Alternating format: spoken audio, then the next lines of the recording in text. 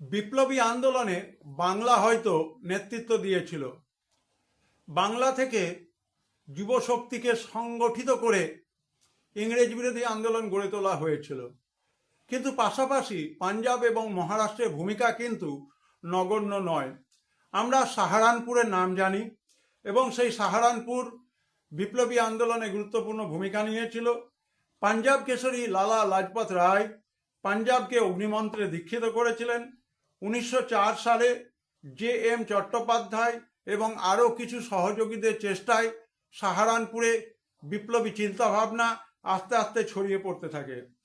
পরবর্তীকালে এর প্রাণকেন্দ্র রুড়কিতে স্থানান্তরিত হয়।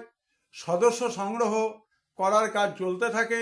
লালা হরদয়াল, অজিত সিং, সুফি অম্বাপ্রসাদ এদের সঙ্গে যুক্ত হন। অজিত সিং এবং অম্বাপ্রসাদ বিভিন্ন বিপ্লবী পত্রিকা প্রকাশ করতেন। এই পত্রিকাগুলোর মধ্যে উল্লেখযোগ্য হচ্ছে ঝঙ্গের শিয়াল, ভারত মাতা। পাঞ্জাব কেশরী লালা লাজপত রায় এর সঙ্গে এই সমিতির ঘনিষ্ঠ যোগাযোগ থাকলেও লালাজি তার কার্যাবলী কংগ্রেসের মধ্যে সীমাবদ্ধ রেখেছিলেন।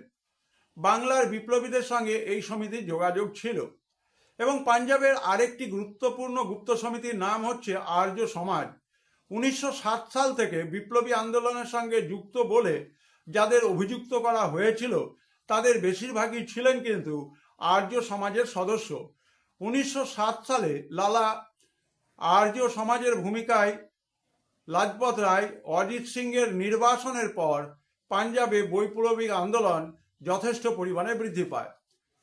পাঞ্জাব এবং তার গুপ্ত সমিতি সাহারানপুরকে কেন্দ্র করে কিভাবে গুপ্ত কার্যকলাপ আবর্তিত হচ্ছিল সে বিষয়ে ধারণা দেওয়া হলো।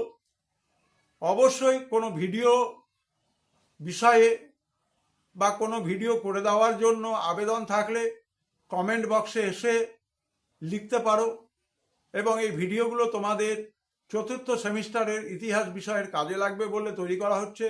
সবাই ভালো থাকবে, সুস্থ থাকবে।